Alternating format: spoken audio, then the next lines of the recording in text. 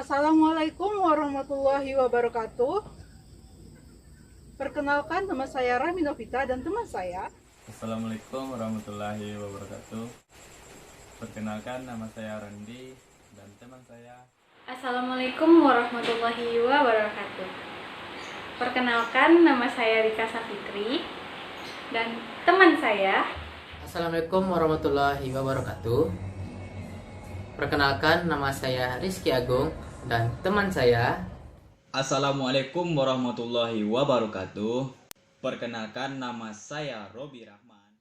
Baiklah, pada hari ini saya Robi Rahman selaku moderator dari kelompok 3 akan mempresentasikan materi tentang penawaran agregat, permintaan agregat, dan inflasi. Langsung saja, materi pertama tentang kurva permintaan agregat yang akan disampaikan oleh Rizky Agung. Kepada Rizky Agung dipersilahkan.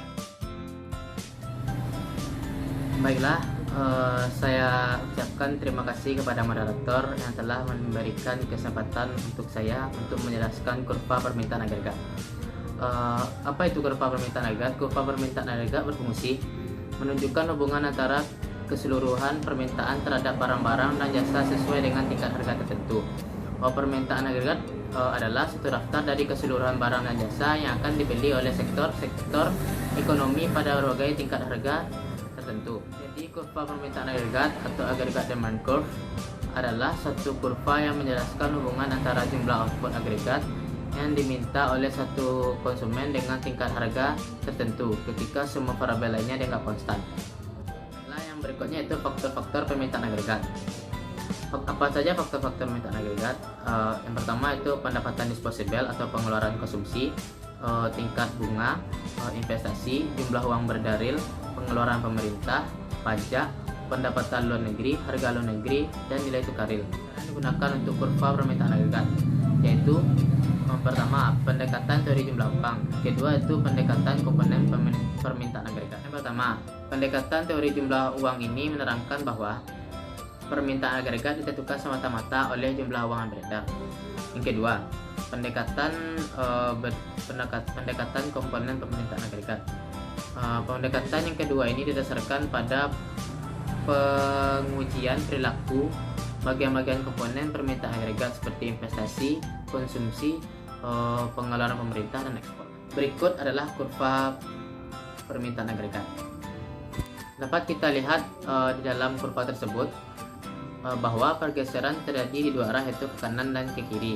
Yang ke kanan berarti terjadinya kenaikan, yang ke kiri berarti terjadinya penurunan.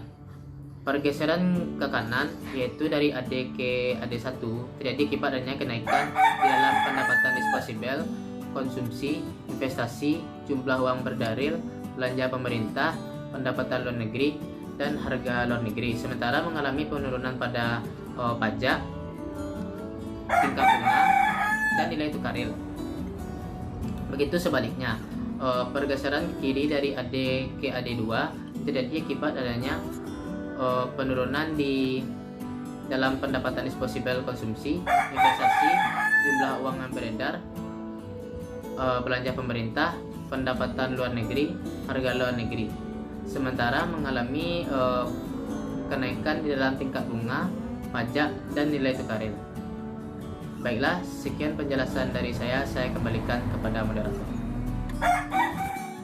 Terima kasih kepada Rizky Agung yang telah membawakan materi pertama.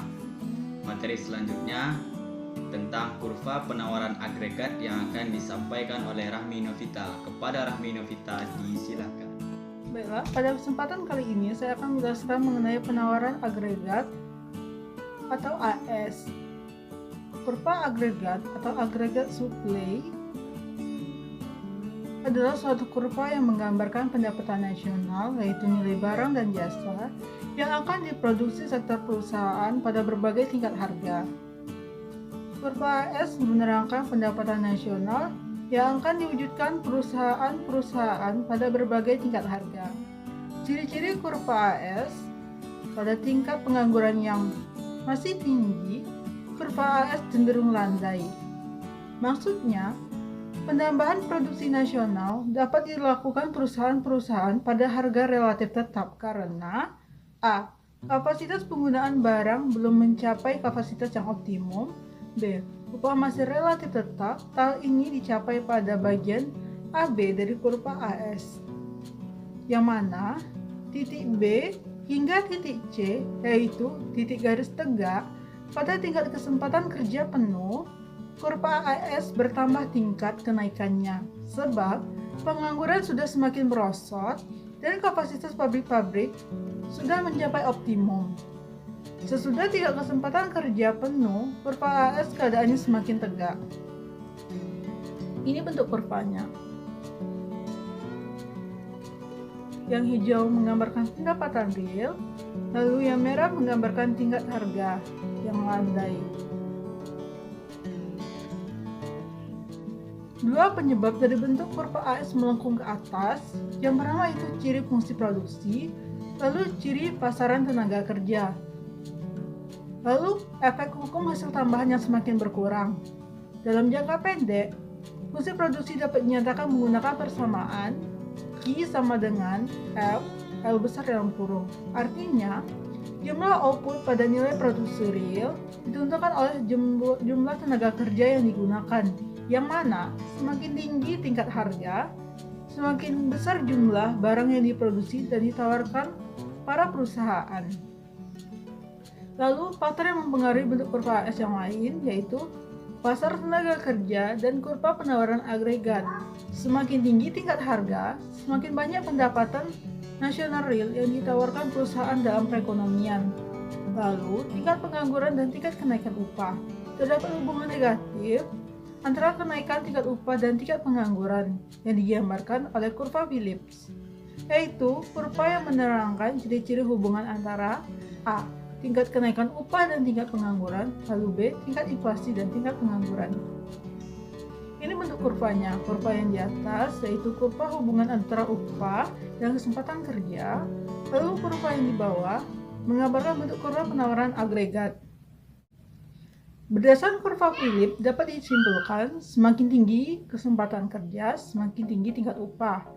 Apabila kesempatan kerja sangat tinggi, yaitu apabila tingkat pengangguran rendah, kenaikan upah menjadi cepat. Itu selanjutnya perpindahan kurva AS. Perpindahan kurva AS dapat disebabkan oleh beberapa faktor, yaitu yang pertama perpindahan kurva AS ke kiri atau ke atas, disebabkan oleh harga bahan mentah meningkat dan biaya lain meningkat, dan kenaikan upah tenaga kerja. Lalu perpindahan kurva AS ke kanan atau ke bawah disebabkan oleh perkembangan teknologi, perkembangan infrastruktur, pajak, izin, dan administrasi pemerintah. Ini bentuk kurvanya. AS1 yang bergeser ke kiri, AS2 yang bergeser ke kanan, AS0 adalah AS mula-mula. Demikianlah materi yang dapat saya sampaikan mengenai penawaran agregat. Selanjutnya, saya kembalikan kepada moderator. Terima kasih kepada Rahmi Novita yang telah membawakan materi kedua. Materi selanjutnya tentang inflasi yang akan disampaikan oleh Rika Safitri. Kepada Rika Safitri disilakan. Baiklah, saya di sini akan menjelaskan mengenai inflasi. Apa itu inflasi? Inflasi adalah suatu keadaan di mana terdapat kecenderungan kenaikan harga barang dan jasa yang secara umum dan terjadi secara terus-menerus yang diakibatkan karena ketidakseimbangan antara barang ataupun jasa dengan uang dalam suatu perekonomian. Penyebab terjadinya inflasi ada dua, yakni yang pertama karena kenaikan permintaan agregat dan yang kedua kenaikan biaya produksi. Kenaikan permintaan agregat maksudnya di sini adalah terjadi pada saat tingginya permintaan yang lebih besar dibandingkan dengan penawaran akan menyebabkan naiknya harga. Penyebab yang kedua yaitu kenaikan biaya produksi. Kenaikan biaya produksi dikarenakan meningkatnya harga-harga faktor produksi, bahan baku, dan juga alat-alat untuk memproduksi suatu barang. Nah teman-teman, saya akan memberikan satu contoh barang. Jika telah terjadi kenaikan harga pada barang tersebut, maka akan memberikan dampak pada seluruh faktor apapun itu, baik itu dalam harga pangan, harga transportasi, contohnya yaitu pada kenaikan harga bahan bakar minyak. Kenapa? Karena harga bahan bakar minyak ini sangat berdampak pada seluruh aspek kehidupan, terutama dalam biaya transportasi. Contohnya, jika terjadi kenaikan pada harga BBM, maka biaya angkutan umum pun akan ikut naik. Selain itu, harga-harga bahan pokok makanan pun juga ikut naik. Bawang, sayuran, cabai, apapun itu akan mengikuti kenaikan harga. Oleh sebab itu, perlu diingat bahwa inflasi terjadi secara terus-menerus, bukan dalam satu waktu tertentu saja. Akan tetapi, inflasi ini terjadi kenaikan harga secara berkesinambungan. Baik, sekian penjelasan dari saya. Saya kembalikan ke moderator. Terima kasih kepada Rika Safitri yang telah membawakan materi ketiga. Materi selanjutnya yaitu tentang keseimbangan agregat demand dan agregat supply yang akan dibawakan oleh Randi. Kepada Randi disilakan. Baiklah, saya akan menjelaskan materi tentang keseimbangan agregat demand dan agregat supply. Yang pertama itu pengertian agregat demand dan agregat supply. Agregat supply atau penawaran agregat adalah penawaran total seluruh barang dan jasa dalam suatu perekonomian. Sedangkan agregat demand adalah permintaan total seluruh barang dan jasa dalam suatu perekonomian. Agregat demand biasanya memiliki slop menurun atau negatif. Adapun faktor-faktor yang menyebabkan agregat demand berslop menurun atau negatif.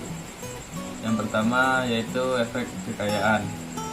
Biaya yang digunakan oleh perusahaan tergantung pada kekayaan yang dimiliki. Keduanya memiliki hubungan yang positif. Misalnya, jika kekayaan meningkat, maka biaya yang dikeluarkan akan bertambah. Yang kedua, dampak harga bunga. Dampak harga bunga ditujukan karena perubahan harga mempengaruhi tingkat harga bunga. Efek ini mempengaruhi produksi dan investasi. Selanjutnya itu kurva penawaran jangka pendek dan jangka panjang.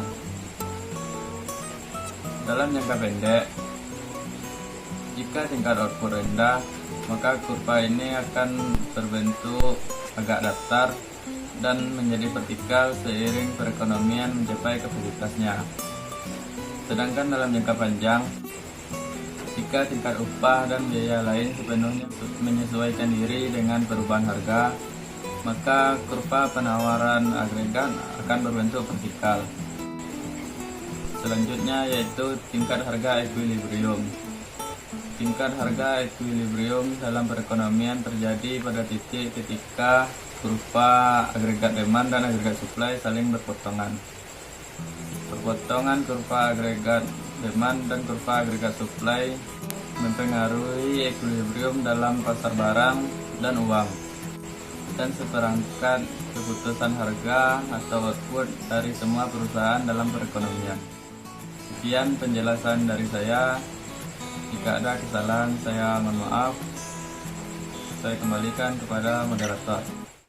Baiklah, sekian presentasi dari kelompok 3. Saya Robi Rahman selaku moderator dari kelompok 3 undur diri.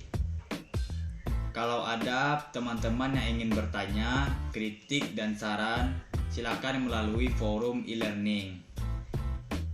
Saya akhiri. Wassalamualaikum warahmatullahi wabarakatuh. Untuk teman-teman dan semuanya, tetap jaga kesehatan, tetap di rumah, jangan keluar rumah, atau